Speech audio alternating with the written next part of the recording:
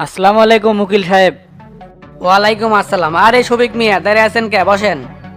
আচ্ছা বসতেছি। তা কেমন হঠাৎ করে আমার কাছে, কি মনে করে? আছিলাম একটা মার্ডার মামলাটা লিয়া খুব ঝামেলার মধ্যে আছি। ও আচ্ছা, বিষয়টা খুলে কন তো শুনি তো। তোতা মেম্বার একটু চিনেন, ওই শালা তো একটা অকাম করে ফেলাছে। ওয়াকাম মানে কি করছে সেই কথা কন। মাথা গরম চেংরা হলে যা হয়, কেরে তুই একটা জনপ্রতিনিধি মানুষ, তোর কি এল্লা কাম করা সাজে? দেখেন শফিক মিয়া, ডাক্তার আর উকিলের কাছে কিছু লুকাবার নাই, এতে করে ভালো চিকিৎসা দেওয়া যায় না। সেটা তো আমি জানি, আর এটি লুকানোর কিছু নাই, ওই একটা মার্ডার করছে। ও, এটা কোনো ব্যাপার না, আমি তো মার্ডারের কেস নিয়েই লড়ি। এই জন্যই তো আপনার কাছে আসা, যে আপনি পারেন ওর জামিনের ব্যবস্থা করে দেন। তাহলে আসামির কি নাম করলেন আবার এলা কন তো। তোতা মেম্বার। আসামি কি তার অপরাধ স্বীকার করছে? যতটুক শুনলাম পুলিশের কাছে অপরাধ স্বীকার করছে, কিন্তু জজের কাছে এখনো করে নাই। যাক, এই কামটা ভালো করছে। তা বাদে কি কয়, মীমাংসা করার কোনো লাইন কাট আছে নাকি? তাহলে এলা সুবিধা হয় আর কি। বাদী তো খুবই গরিব মানুষ, কিন্তু এর পিছনে বর্তমান চেয়ারম্যান কোপা শামসু আছে, ওই তো এই কেসটা হ্যান্ডেল করতেছে। শামসু চেয়ারম্যান বাদী পক্ষ, তাহলে তো এলা সমস্যাই হবে। এটাই তো না টেনশনের বিষয়, তাছাড়া এগুলা কবে আপস করে ফেলালে এমনি। আমি হলাম মার্ডার কেসের স্পেশালিস্ট, কত দাগি আসামিক চুটকি মেরে জামিন করে দিছি। ভিক্ষ তোমার নাম কি, ফলে পরিচয়, এখন কন এই কেসের ব্যাপারে আপনার মন্তব্য কি? সর্বপ্রথম কেসের চার্জশিট পর্যালোচনা করা লাগবে, আর কি কি ধারা আছে সেটা দেখা লাগবে। সমস্যা নাই, থানার যায় একটা কপি তুলে নেন, কারণ এই কেসটার দায়িত্ব সম্পূর্ণ আপনার উপরই দুমো। তা ঠিক আছে শফিক মিয়া, আসামি যদি রিমান্ডে সবকিছু স্বীকারোক্তি দেয় তাহলে জামিনে মুশকিল হয়ে যাবে। তা তো জানি, কিন্তু অনেক ক্ষেত্রে মারধর করে পুলিশ সবকিছু স্বীকার করে নেয়, এমনও তো রেকর্ড আছে নাকি? এই কথায় আপনার যুক্তি আছে, কিন্তু এই কেসে আপনার পেমেন্ট বেশি দেওয়া লাগবে। তাও কত দেয়া লাগবে? কন্টাক্ট হলো 5 লাখ, আর পরিস্থিতি দেখে বাড়তে পারে, যেমন ধরেন 7-8 লাখ। কন কি এত টাকা? এটা জানা জানা মামলা না, এটা মার্ডার কেসের মামলা, অ্যাডভান্স হিসেবে এখন 2 লাখ টাকা দিয়ে যান। আমি তো এত টাকা আনিনি, লাখ দেড়েক টাকার মতো আছে, ওটা কি লিবেন?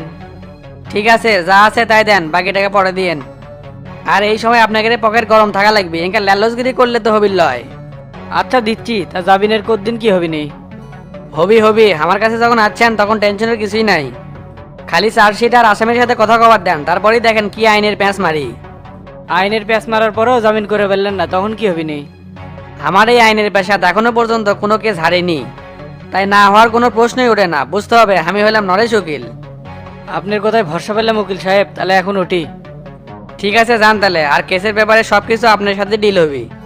আর এরপর দেখা করার সময় পকেটের ওজনটা বাইরে নিয়ে আসেন। এই উকিলরা টাকা ছাড়া কোনো কিছুই বুঝে না, কামের আগেই টাকা। আচ্ছা আনমনি থাকেন, তাহলে গেলাম। ঠিক আছে যান।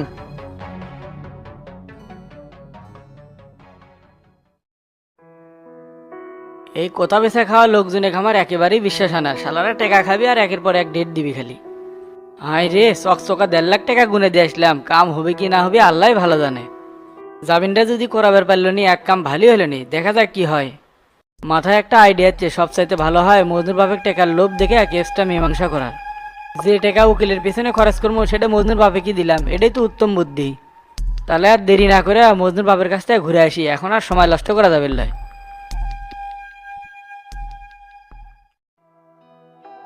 ওস্তাদ, ক্যারেটেরা আজকাল কেমন তো খুঁজেই পাওয়া যায় না, ঘটনা কি? কেমনে ভেবেন? আপনি তো হামাক ছাড়াই এটি যাচ্ছেন ওটি যাচ্ছেন। কি কর্ম ক? তুই তো সকালে ঘুম থেকে উঠতেই দেরি করিস, একটা ঘুমানো মানুষকে কেমনে ডাক দেই? বুঝছি, ভাবি আমাকে ফোন দিয়ে পরে আপনার কাছে পেটে দিল। তোর ভাবি কি কইছিলাম যে টেরাগেটি পাঠে দিও, একটু আগে রূপার সাথে ফোনে কথা হলো। ও তাই তো, ভাবি আমাকে তারা দিয়ে পেটে দিল আর বললো তোর ওস্তাদ নিয়ে বাড়ি চলে আয়। তাই নাকি? এখন তো দেখতেছি তুই রূপার দলে চলে গেছো, আর সব কিছু ভাবির আদেশ মতোই করতেছো, কাহিনী কি? কি যে কন্যা ওস্তাদ, আপনি হলো আমার গুরু আর ভাবি হলো আমার বর্তমান অভিভাবক। বাপুরে, দেখতেছি তলে তলে অনেক দূর সেটিং দিছো। তা বিয়ে করবো নাকি? আরেকদিন যে রূপা করলো টেরাক বিয়ে করান লাগবে, এতক্ষণ যে বুঝলাম ঘটনা কি। বিয়ে করার মতো বয়স তো হয়ে গেছে, বাসময়ের কয়দিন। হ্যাঁ বুঝছি, শীঘ্রই তুই বিয়ে করান লাগবে, এখন সচিবে খামার রুমে পাঠিয়ে দিত। আচ্ছা ওস্তাদ, দিচ্ছি।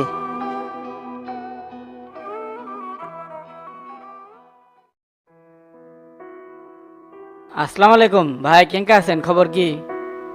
ওয়ালাইকুম আসসালাম। তা শফিক হঠাৎ আমার কাছে কি মনে করে? সমবেদনা জানানোর মতো ভাষা আমার কাছে নাই, নিজের পোলার মতো দেখতাম মজনু, কি থেকে যে কি হয়ে গেল নিজেও জানি না। সবই আমার কপাল, না হলে কি একটা মাত্র বেটা সেটা কি দুনিয়ার থেকে তুলে নেয়? আমার সব শেষ গো শফিক, ঘরত গেলে বিধবা বোর্ডত দেখলে বুকটা ফাটা যায় আমার। কি আর করবেন কন, কষ্টটা বড়ই অদ্ভুত, যা কারোর সাথে ভাগাভাগি করা যায় না। এই পৃথিবীতে কার কখন কি হবি বলা বড় মুশকিল। আল্লাহর কাছে সব ছেড়ে দিছি, তিনি তো উপর থেকে সব কিছু দেখছেন, আল্লাহ এর বিচার করবি।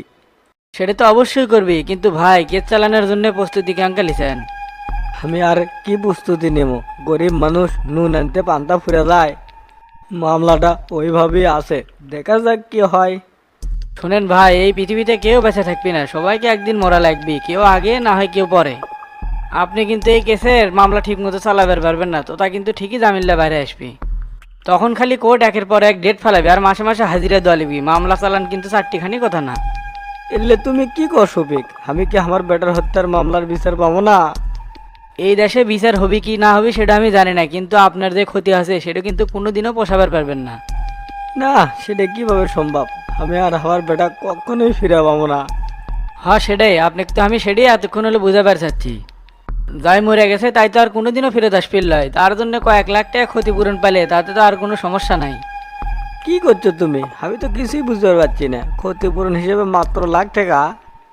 এটা তো কথার কথা, তা ভাই তোতার নামে আপনি যে কেসটা করছেন এটা কিন্তু ঠেলতে ঠেলতে আপনার ভিটা বাড়িও বেচা লাগবার পারে। কারণ উকিল কোর্ট আর মৌরি টাকা ছাড়া কিন্তু কিছুই বোঝে না। তার চাইতে ভালো হয় আমি আপনাকে লাখ 15 টাকা লিয়ে দিচ্ছি, টাকাটা লিয়ে চেংড়াটা ক্ষমা করে দেন, ক্ষমাই কিন্তু মহত্বের গুণ। তার মানে টাকার বিনিময়ে তুমি কেসটা তুলে নিবে করছো, এই তো? তাছাড়া কি করবেন আর, সারা জীবন বিচারে পিছে ঘুরতে ঘুরতে জীবনই আপনার চলে যাবে, সংসারই আপনার চলবিনি কেঙ্কা করে। আর যদি তোতাক মাফ করে দেন তাহলে কিন্তু খুব বড় একটা অ্যামাউন্ট পাচ্ছেন, এতে করে আপনার সংসারও ভালো চলবে আর বউডারও একটা গতি হবে। ভাই ভেবে দেখেন। আমার মাথায় কিছু ঢুকিচ্ছে না শফিক, আমি খুব অসুস্থ, কয়েকদিন হলে কথাই কবার পাচ্ছি না। ঠিক আছে সমস্যা নাই, আপনি ভাবার জন্য সময় নেন।